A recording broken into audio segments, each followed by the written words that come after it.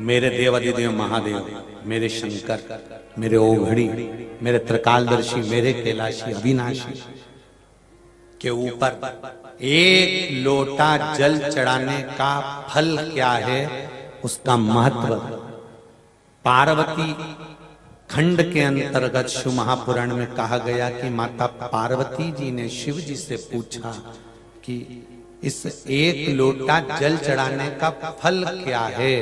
पार्वती जी ने जब पूछा तो शिव जी ने कहा, देवराज ब्राह्मण की कथा लोटा जल चढ़ाने का फल बताती है कि देवराज ब्राह्मण चोर था, चोरी करता था, धन चुरा कर लाता था, गलत कर्म में लगा रहता था, कभी उसने जीवन में अच्छा काम नहीं करा।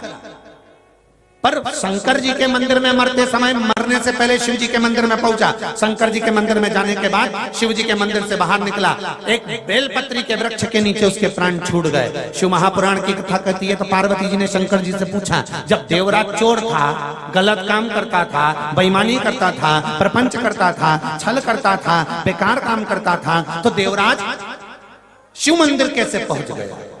व्यक्ति अच्छा काम करता है तभी तो शिव महापुराण में पहुंचता है। जो बेकार काम करेगा तो शिव पुराण तक कैसे जाएगा, शिव मंदिर तक कैसे जाएगा?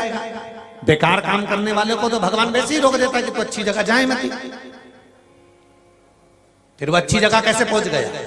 शंकर भगवान ने कहा, पार्वती देवराज ब्राह्मण की जो मां थी उसका नियम था, एक लोटा जल प्रतिदिन जो भी शंकर का मंदिर घर के पास था वहां जाकर चढ़ाती थी। उस जल का प्रताप ये रहा कि मरने से पहले चोर बेटा भी शंकर के मंदिर पहुंच गया और प्राण छूटने के बाद शिव के धाम चला गया। ये लोटा भर जल का सारी समस्या का हल। जरा जम के बोलो, एक लोटा जल।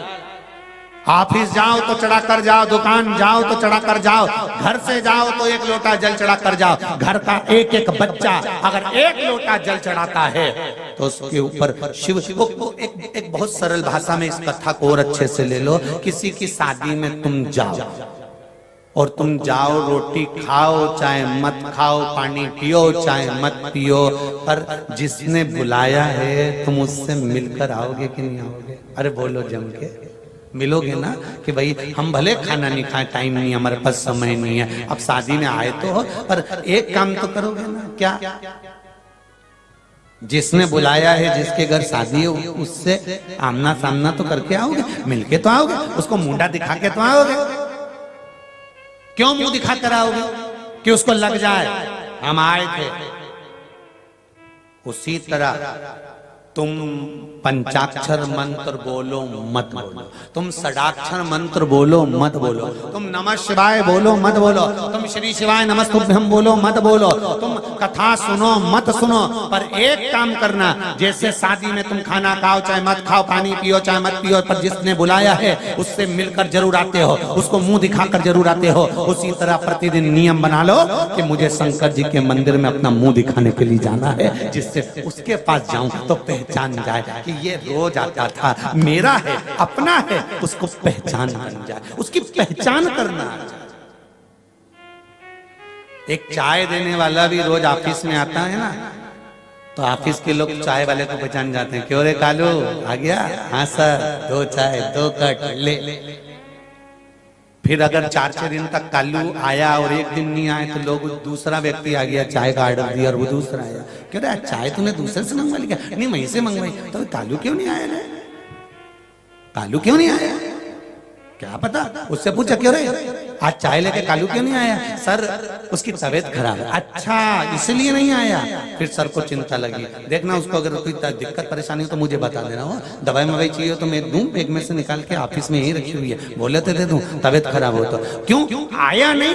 तो चिंता उस व्यक्ति को ऑफिस में लग गई कि वो चाय देने क्यों नहीं आया। जब एक व्यक्ति रोज आता है, चाय देने के लिए नहीं आया, तो ऑफिस वालों को चिंता लग गई, बेचारा कितना अच्छा था, क्या हो गया उसको। उसी तरह तुम रोज रोज मंदिर जाते रहोगे, शिव के द्वार जाते रहोगे, शंकर की चौखट पर जाते रहोगे, और अगर एक दिन तुम्हारा दिल दुख गया, हृदय दुख गया, तुम शिव के द्वार नहीं गए तो उसको चिंता हो जाएगी। आज कमलाबाई आई क्यों नहीं?